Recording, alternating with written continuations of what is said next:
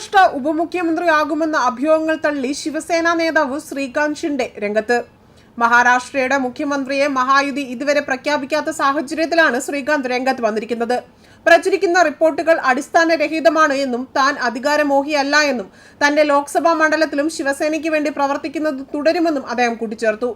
എക്സിൽ പങ്കുവച്ച പ്രസ്താവനയിലാണ് അദ്ദേഹം തന്റെ മുഖ്യമന്ത്രി പദത്തെക്കുറിച്ചുള്ള അഭ്യൂഹങ്ങൾക്ക് മറുപടി നൽകിയത്. ലോക്സഭാ തിരഞ്ഞെടുപ്പിന് ശേഷവും ക്യാബിനറ്റ് മന്ത്രിയാകാനുള്ള അവസരങ്ങൾ ഉണ്ടായിരുന്നു. എന്നാൽ പാർട്ടിയുടെ സംഘടനാ പ്രവർത്തനങ്ങളിൽ ശ്രദ്ധ കേന്ദ്രീകരിക്കാനാണ് താൻ ശ്രമിച്ചത്. സംസ്ഥാന സർക്കാരിലെ മന്ത്രിസ്ഥാനത്ത് നിന്ന് വേണ്ടിയുള്ള ഒരു മത്സരത്തിനും താൻ ഇല്ല എന്നും ശ്രീകാന്ത് വ്യക്തമാക്കിയിട്ടുണ്ട്. മഹാരാഷ്ട്ര നിയമസഭാ തിരഞ്ഞെടുപ്പിൽ മഹായുതിയുടെ ഉജ്ജ്വല വിജയത്തിനു ശേഷം ഡിസംബർ 5-ന് സർക്കാർ സത്യപ്രതിജ്ഞ ചെയ്ത് അധികാരമേൽക്കാനിരിക്കുകയാണ്. എന്നാൽ പുതിയ സർക്കാർ രൂപീകരണത്തിൽ ഏക്നാഥ് ഷിൻഡെ താൽപര്യമില്ല എന്ന് മകനെ ഉപമുഖ്യമന്ത്രിയാക്കാൻ ഷിൻഡെ സമ്മർദ്ദം ചെലുത്തുന്നതായും വാർത്തകൾ പ്രചരിച്ചിരുന്നു. ഇതോടെയാണ് ശ്രീകാന്ത് ഷിൻഡെ തന്റെ നിലപാട് വ്യക്തമാക്കിക്കൊണ്ട് രംഗത്ത് വന്നതും.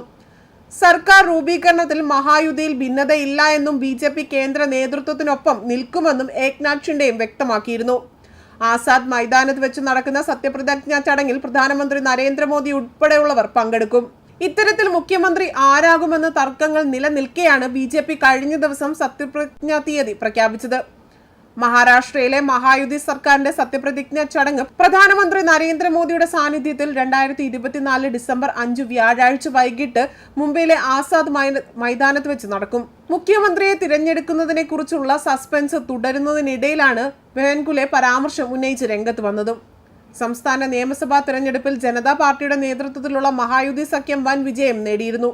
സർക്കാർ രൂപീകരണത്തിനായി ഇന്നലെ മഹായുതി സഖ്യത്തിന്റെ നിർണായക യോഗം നടക്കാനിരിക്കെ അത് ബഹിഷ്കരിച്ചുകൊണ്ട് ശിവസേന നേതാവും കാവൽ മുഖ്യമന്ത്രിയുമായ ഏക്നാഥ് ഷിൻഡെ അദ്ദേഹത്തിന്റെ ജന്മനാട്ടിലേക്ക് പോയിരുന്നു. ഇത് മഹായുതി സഖ്യത്തിനുള്ളിലെ തർക്കങ്ങൾ ഉടലെടുക്കുവാൻ തുടങ്ങുകയും ആരോപണങ്ങൾ ഉയർന്നു വരികയും ചെയ്തിരുന്നു. BJPയുടെ ദേവേന്ദ്ര ഫട്നാവിസിനും NCP നേതാവ് അജിത് പവാറും ഒപ്പം ഷിൻഡെ, കേന്ദ്ര ആഭ്യന്തരമന്ത്രി അമിത് ഷാ, BJP അധ്യക്ഷൻ JP നദ്ദ എന്നിവരുമായി ഡൽഹിയിൽ കൂടിക്കാഴ്ചയും നടത്തിയിരുന്നു. മുംബൈയിലേക്ക് മടങ്ങിയ ശേഷമാണ് യോഗം അദ്ദേഹം ബഹിഷ്കരിച്ചതായി അറിയിച്ചതും. അതേസമയം സർക്കാർ രൂപീകരിക്കാൻ വൈകുന്നത് സംബന്ധിച്ച ചോദ്യങ്ങൾക്ക് ഇതാദ്യമായല്ല സർക്കാർ ഇങ്ങനെ സംഭവിക്കുന്നതെന്നായിരുന്നു അജിത് പവാറിന്റെ മറുപടി. 1999 ഒരു മാസമെടുത്താണ് സർക്കാർ രൂപീകരണം നടത്തിയതെന്നും അജിത് പവാർ പറഞ്ഞിരുന്നു. 288 അംഗ നിയമസഭയിൽ 233 സീറ്റുകളാണ് മഹായുതി സഖ്യം നേടിയത്. ഇതിൽ 132 സീറ്റുകളും BJPക്കാണ് ലഭിച്ചത്. ഷിൻഡെ വിഭാഗത്തിന് 57 സീറ്റുകളും NCP അജിത് പവാർ പക്ഷത്തിന് 41 സീറ്റുകളുമാണ് ലഭിച്ചത്. കഴിഞ്ഞ തവണ BJP ആയിരുന്നു സീറ്റെണ്ണത്തിൽ മുന്നിലെങ്കിലും ഷിൻഡെയെ മുഖ്യമന്ത്രിയാക്കാൻ BJP പിന്തുണ നൽകിയിരുന്നു. ഉദ്ധവ് താക്കറെയുടെ നിലപാടുകളെ എതിർത്തുകൊണ്ട് ശിവസേനയിൽ നിന്ന് ഷിൻഡെയുടെ നേതൃത്വത്തിൽ MLAമാർ പിന്മാറുകയും അവർ BJPയുമായി ചേർന്ന് സർക്കാർ ഉണ്ടാക്കാൻ താൽപര്യം പ്രകടിപ്പിക്കുകയുമായിരുന്നു.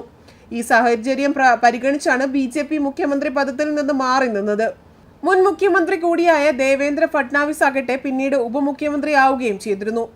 ന്യൂസ് ഡെസ്ക് കർമ്മ ന്യൂസ്.